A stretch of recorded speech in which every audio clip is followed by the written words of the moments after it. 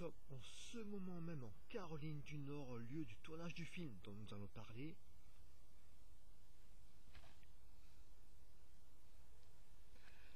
Non, je déconne, on est à Martigues, lieu dit La Couronne, juste à côté de Marseille, et vous savez quoi, on va se faire un petit plaisir.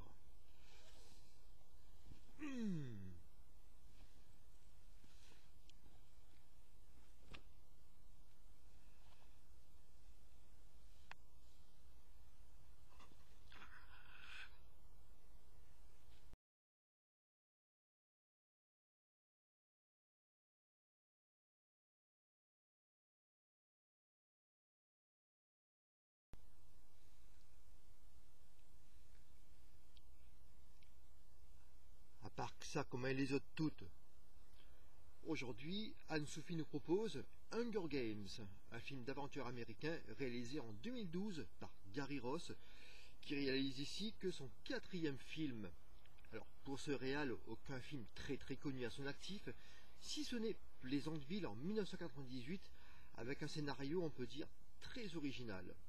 Nous avons donc dans le rôle de l'héroïne principale Jennifer Lawrence, qui, vous verrez, à seulement 31 ans, a déjà une carrière bien remplie. Alors, elle s'est fait connaître avec Winter's Bone, ensuite elle a enchaîné avec l'excellent Red Sparrow, ensuite pas le chef-d'œuvre, mais le très bon film Mother, que je vous conseille fortement, Joy, Passenger, Happiness Therapy, sans oublier son rôle de mystique dans la saga X-Men. On va passer à son acolyte, qui est interprété par Josh Hutcherson, connu pour Le Secret de Terabithia. Nous avons donc ensuite dans des rôles un peu plus secondaires Liam Hemsworth, le frère de Chris, alors Chris alias Thor. Pour la petite histoire, c'est Liam qui était pressenti pour ce rôle, et ensuite, bon, ils ont préféré son frère, je pense que c'est pour une histoire de carrure, c'est vrai que Chris Hemsworth est un peu plus imposant que son frère. Nous avons ensuite Elizabeth Banks, Woody Harrelson, Donald Sutherland et Lenny Kravitz.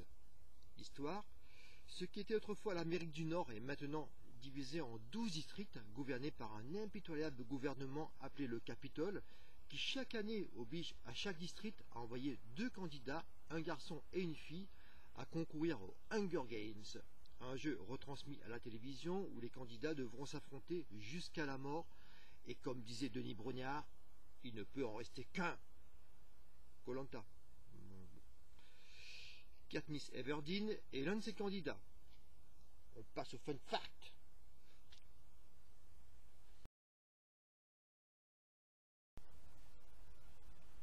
Est-ce que Katniss sait tirer à l'arc? Oui, elle a subi un entraînement intensif pendant 2 mois avec un archer olympique. Le tournage s'est déroulé en Caroline du Nord, dans une région assez sauvage, tellement sauvage qu'un jour un ours s'est même introduit sur le plateau de tournage. Gary Ross, le réalisateur, pressenti pour la réalisation du second volet, sera finalement remplacé par Francis Lawrence, qui réalisera tout le reste de la saga. Même s'il porte le même nom, il faut savoir qu'il n'y a aucun lien de parenté entre Jennifer et Francis. Le film a été censuré en Angleterre, alors pour pouvoir être diffusé, la prod a retiré 7 minutes du film jugé trop violent, et ensuite le film a pu passer. Interdit au Vietnam, parce qu'il faut savoir que là-bas la violence entre enfants est très mal perçue. Le film a même été adopté pour une comédie musicale. Alors, on va parler un peu sous. Budget 78 millions. Il a très bien marché. Il a rapporté 694 millions. Et pour la petite histoire, le salaire de Jennifer Lawrence pour le premier volet, 500 000 $. Je pense qu'après, elle a dû négocier et je pense qu'ils ont dû les payer beaucoup plus. Elle a dû se rattraper, la miss.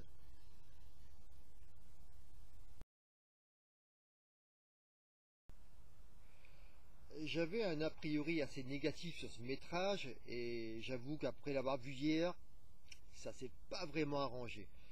En fait, il n'y a pas grand chose qui va dans ce film. Alors, déjà 2 choses avant de poursuivre, à regarder, surtout je vous le conseille, en VO sous-titré, parce que le doublage en français est franchement dégueulasse. Attention, ça va spoiler.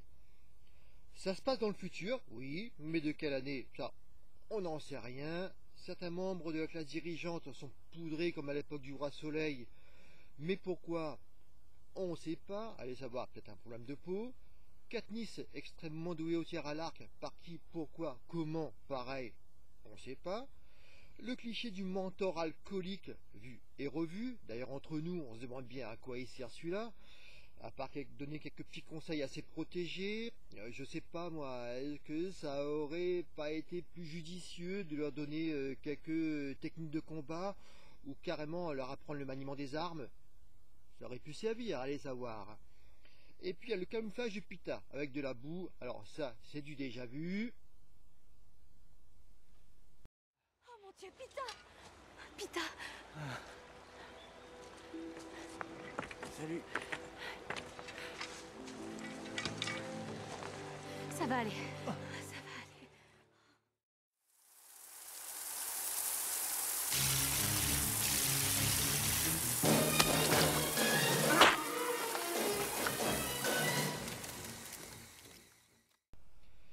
Niveau scénario, vous verrez, c'est du lourd. Afin de rapprocher les candidats, pour qu'ils s'entretuent plus rapidement, les savants là, ceux qui se trouvent dans le studio, vont réussir, figurez-vous, à créer des feux de forêt et même à lancer des boules de feu. Et tout ça à partir d'un studio. Ils vont même réussir à intégrer de vrais arbres et même des créatures féroces. Putain, vraiment, les mecs sont trop forts. Katniss, alors, elle est pourchassée, elle va réussir en fait à se réfugier dans un arbre. La nuit tombée, tous les assaillants, donc ils vont dormir en bas en attendant qu'elle redescende. Ils font ça, enfin, ils dorment tous sans effectuer de tour de garde. Donc elle, au lieu de, vous savez, discrètement, elle pouvait descendre de l'arbre et s'enfuir, et ben donc qu'est-ce qu'elle va faire? Elle va aussi dormir. Logique, non?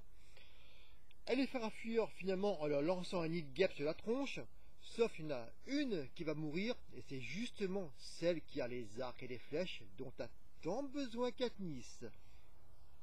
Elle est blessée et elle reçoit, je sais pas comment, là, par un truc dans les airs, de la pommade pour soigner ses brûlures.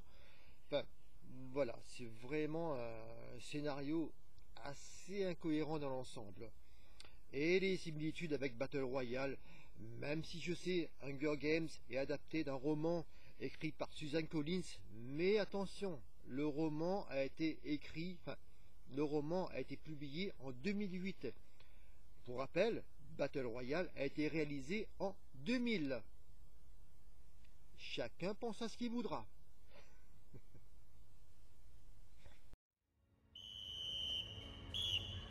Remettez-vous en rang. Tu sais pas à qui t'as affaire. C'est un tribut de carrière. Vous savez d'où ça vient? Du district 1. Et 2. Ils s'entraînent dans une école spéciale jusqu'à leurs 18 ans. Ensuite, ils se portent volontaires. Et à ce stade, c'est carrément des tueurs. Mais ils n'ont aucun...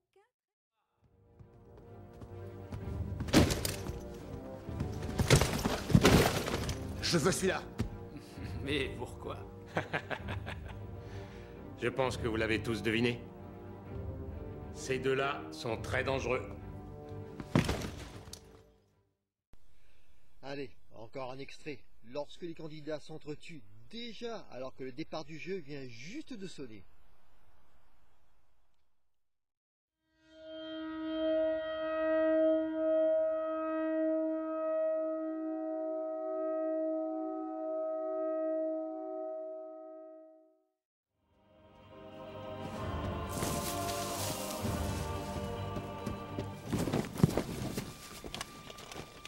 Shuya, Qu'est-ce que t'as? Shuya, qu'est-ce que je vais faire? Regarde ce que j'ai. Tendo! Les points qui m'ont plu. Alors, l'idée du jeu retransmis à la télé est tout à fait plausible avec la présentation des candidats qui défilent comme lors des Jeux Olympiques. Toute la mise en scène avant le début du jeu, histoire de donner envie aux téléspectateurs de regarder l'émission, et aussi pour rendre les candidats attachants. Même pendant le jeu, ils font sans cesse comme ça des petits ajustements pour que l'audience soit la plus haute possible pour plaire au plus les téléspectateurs. Ils vont même ils vont même mettre en scène une pseudo-histoire d'amour entre Katniss et Pita. Alors lui, il est vraiment amoureux d'elle, mais elle, on sent que c'est pas vraiment sa tasse de thé. Mais voilà, ils vont arranger ça pour que ce soit le plus crédible possible. Mais on sait bien que c'est pas, voilà, que l'histoire d'amour ne tient pas vraiment, quoi. En fait, tout ça, c'est un peu, vous savez, comme une sorte de télé-réalité poussée à l'extrême. J'ai aussi beaucoup aimé les scènes tournées en décor naturel. Alors, moi j'ai vu assez peu de fond vert, mais je pense qu'ils ont vraiment voulu faire cet effort-là. Pour conclure, vous savez quoi? Hunger Games, pour moi, c'est ça.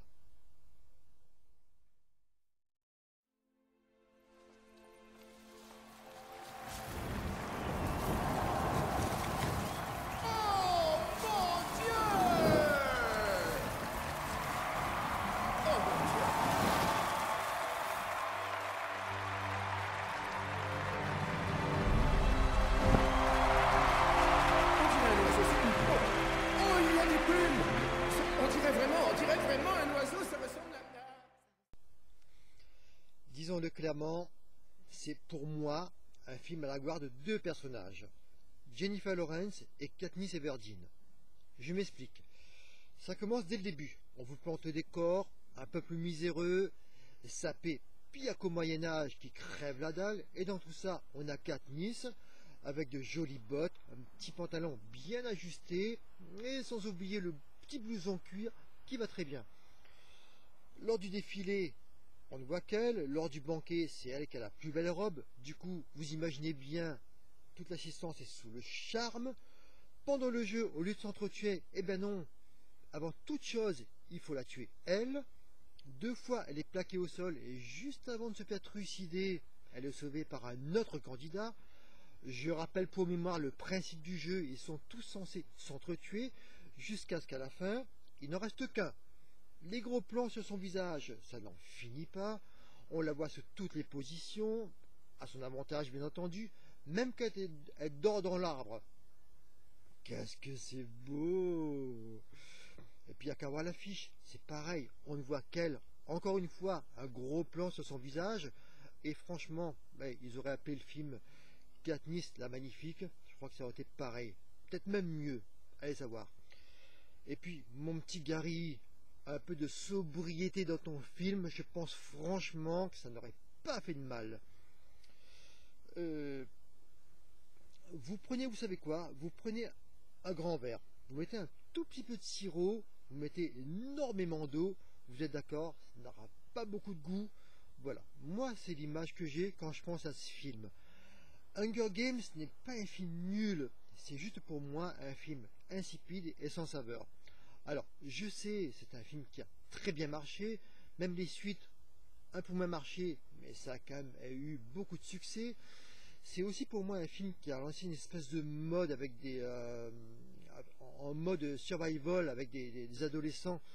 Je pense notamment à Labyrinthe ou encore à Divergente. Mais pour moi, franchement, ça prend pas, quoi. Ça prend pas. C'est pour ça que mon conseil du jour sera donc Battle Royale de Kinji Fukasaku.